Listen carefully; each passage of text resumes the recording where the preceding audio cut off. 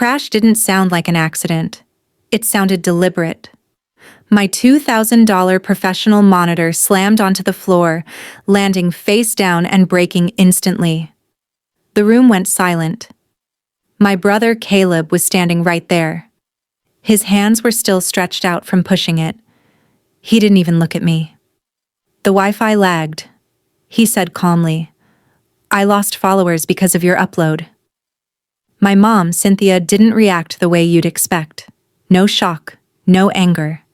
She simply walked past the broken screen like it didn't matter and pressed a piece of paper against my chest. "He needs the internet for his stream," she said firmly. "Either sign the basement lease or move out. Rent is $2,500. I looked at the shattered screen, then I looked at the pen in her hand. I didn't yell. I didn't argue. I quietly picked up the pen and signed. But before I explain the legal move I made with that signature, tell me something in the comments. What is the most unreasonable thing a family member has ever asked you to do? Let's see if anyone can top paying rent to live in a dark basement. Most people would have thrown the pen. Most people would have lost control. But I didn't build my career handling high-pressure corporate problems by panicking when things go wrong. My name is Hannah. I'm 28 years old. For work, I step into broken corporate situations, figure out what went wrong, and fix the mess. That usually means dealing with contracts, legal teams, and tough decisions. But my mom didn't see any of that. She only saw her daughter standing quietly in front of her. "Sign it," Cynthia said, tapping her polished nail on the paper. "First and last month's rent is due today. And don't even think about taking that broken monitor downstairs. I don't want junk piling up in my house." Caleb leaned against the doorway and laughed. He already looked bored, like the damage he caused didn't matter anymore. "Relax, Mom," he said. "She'll sign. You just have to push hard enough and the money comes out." I lowered my eyes to the lease. It was a basic online template, printed on thin paper. One detail stood out immediately. It clearly listed the basement as a separate rental unit. That was exactly what I needed. I took the pen cap off. My hand was steady. I signed my name without hesitation. "I need a receipt," I said calmly, "and I'm paying by check." Cynthia rolled her eyes. "Cash is faster, Hannah. Stop making this complicated." "Check," I repeated. "For my records, or I don't sign." She sighed in frustration and grabbed the checkbook I offered. I filled it out for $5,000, covering both the first and last month's rent. On the memo line, I wrote in bold, clear letters, "Basement rent, June and July." I watched her tear the check from the book. Her face brightened the moment she saw the amount. She didn't see documentation. She saw progress toward the new car she had been promising Caleb. As she slipped the check into her pocket, a heavy feeling hit me. It was familiar. The version of me from years ago. The one who kept accepting this treatment. For a long time, I had allowed it. The disrespect, the pressure, the constant money drain. There's a specific mental trap that forms when you grow up in a home like this. It's when bad behavior becomes normal. When people treat care and support like something you have to earn, you stop questioning it. You start believing that just existing comes with a price tag. You tell yourself that if you keep paying, if you keep fixing problems, someday they'll finally see you as a person, not just someone useful. I watched Cynthia smiling at the check. I watched Caleb standing there, proud of himself. They thought I was still stuck in that cycle. They believed I was making one last payment to earn their approval. What they didn't realize was this. I wasn't paying for kindness anymore. I was paying for proof. Good choice. "Good," Cynthia said, lightly tapping my cheek. Her touch felt distant and cold. "Now take your stuff downstairs. Caleb goes live in an hour." I didn't argue. I picked up my laptop, stepped around the broken glass on the floor, and walked down the narrow basement stairs. They creaked with every step. The air smelled damp and stale. The walls were bare concrete. There were no windows, no second exit. It wasn't just uncomfortable, it wasn't even safe. I placed my laptop on an old dusty box and sat on the cold floor. I didn't unpack clothes. I didn't set up a bed. I didn't make the space feel livable. I checked the time. 6 p.m. All I had to do was wait until the house went quiet. Hours passed.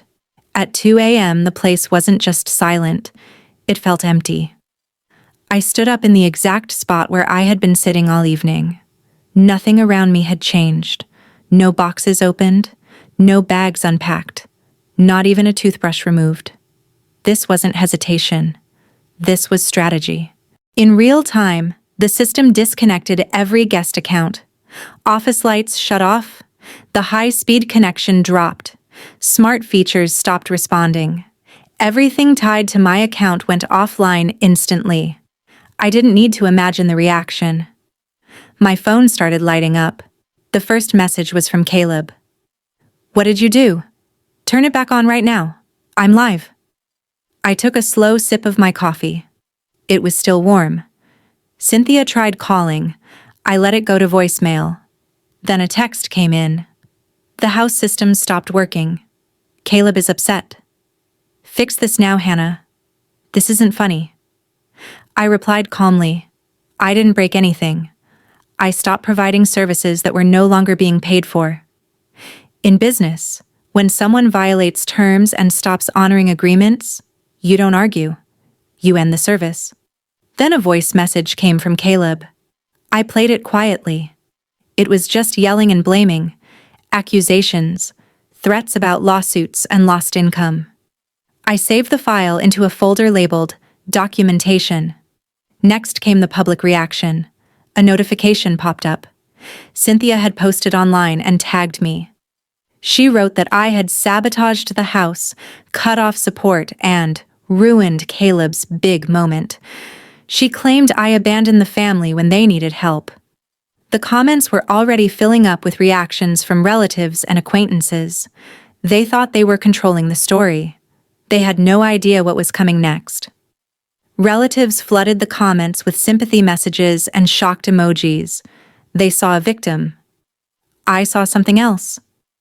Without realizing it, Cynthia had publicly admitted that the house depended on me for basic services. She had confirmed exactly who was paying the bills, who held responsibility, who held control. I didn't argue with her online. I didn't remove the tag.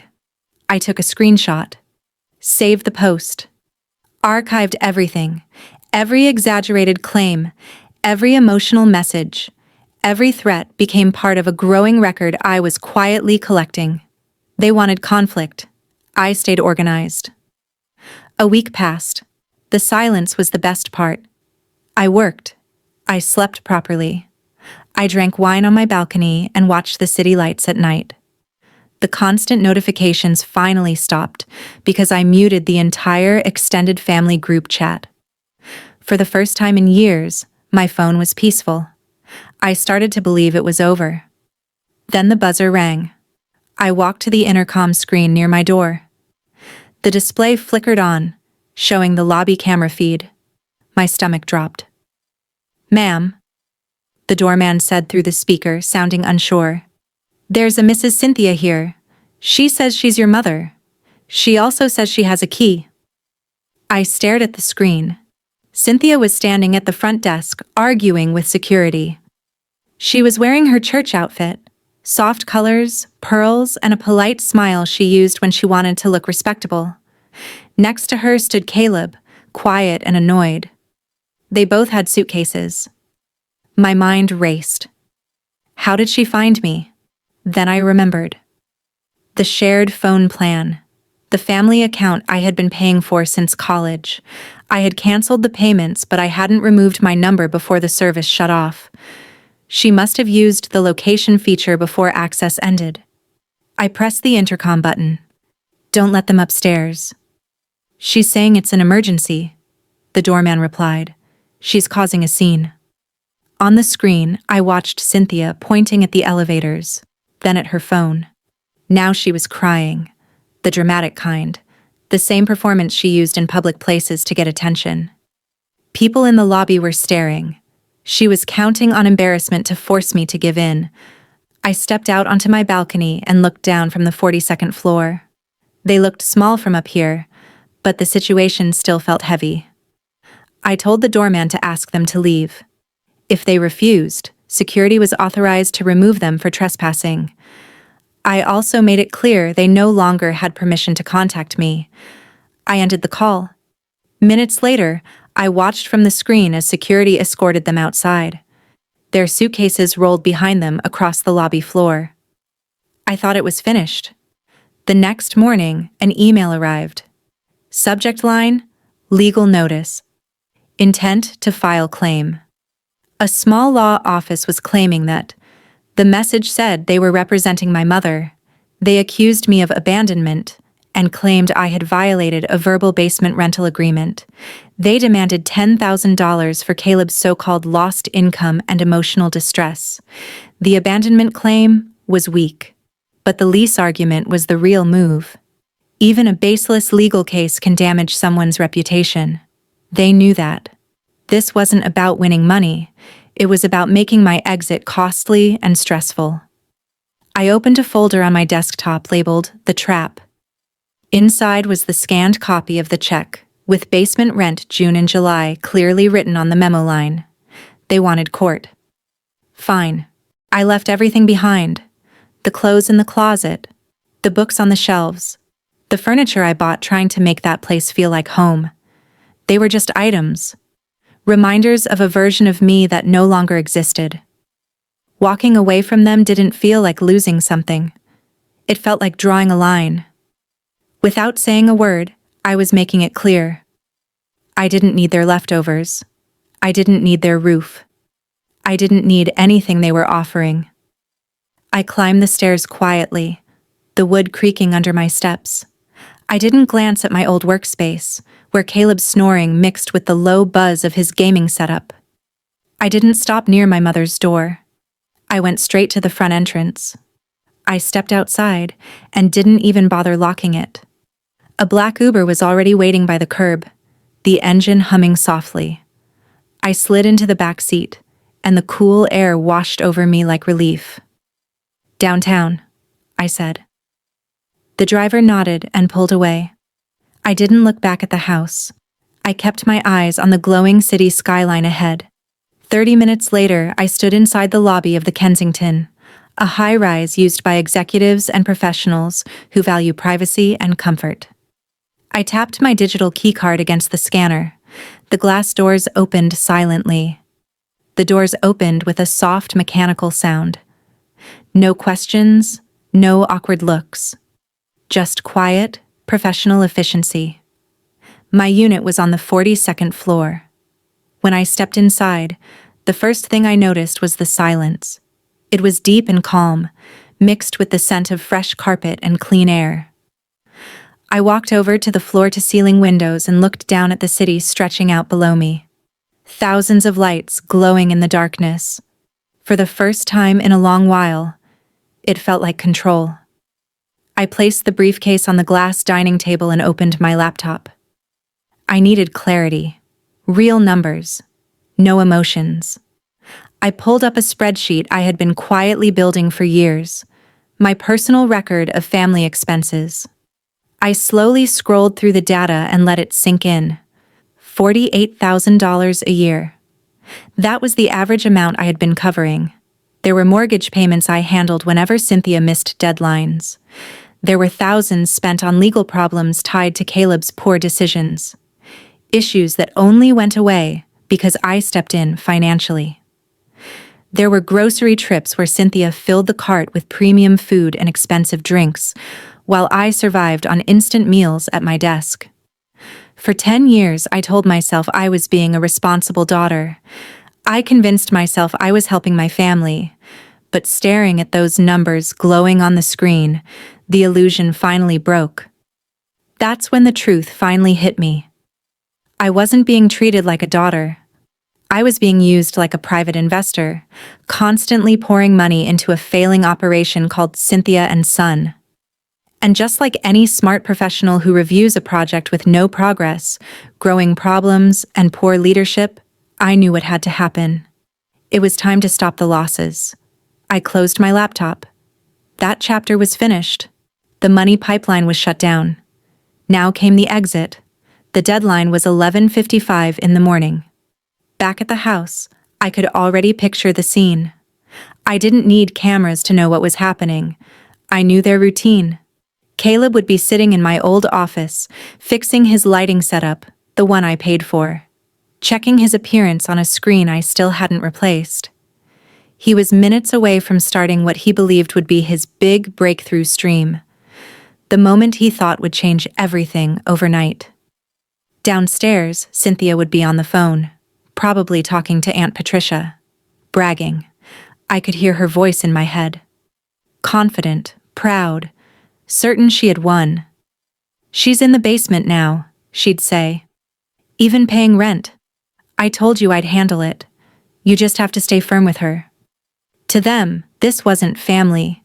It was a successful new income source, and they were celebrating it. They didn't know it yet, but the money stream had already stopped. I was sitting at the glass dining table in my high-rise apartment, laptop open. On the screen was the control dashboard for the house systems. I had personally set everything up years ago. The Wi-Fi network, smart lighting, temperature controls, door access, and security features. Most importantly, I was the only full administrator. Everyone else only had limited access. I watched the activity bar spike. Caleb had started uploading pre-recorded content. He was using internet service that I was still paying for, trying to launch a career built on pushing me aside. I didn't feel bad. I felt calm. I opened the device control panel, selected all connected systems. Then I hovered over one option: remove access. I clicked it. At the meeting, my mother suddenly became polite and cooperative. She slid a settlement paper across the table. It demanded $10,000, a public apology, and my return to family responsibilities. I picked up the pen. Let them think I was giving in. Then I set it back down. Calmly, I explained that by suing over the basement rental, they had officially admitted to leasing out a space that didn't meet housing requirements. No proper exit access, no legal ceiling height, no safety compliance. Under state regulations, that triggered a rent refund obligation, with penalties. I showed the payment records. The attorney went silent. My mother's face changed instantly. When everything was added up, they owed me $15,000. And that didn't include possible fines or insurance issues. I gave them two options: return the money immediately, or I report everything. 3 weeks later, the transfer arrived. 6 months later, I was back in my high-rise apartment. New monitors glowing on my desk, city lights stretching below my windows. Caleb was working warehouse shifts. Cynthia had downsized her lifestyle. I opened my laptop and deleted a file titled Family Profit and Loss. The account was closed. I didn't lose a family. I finally gained my freedom.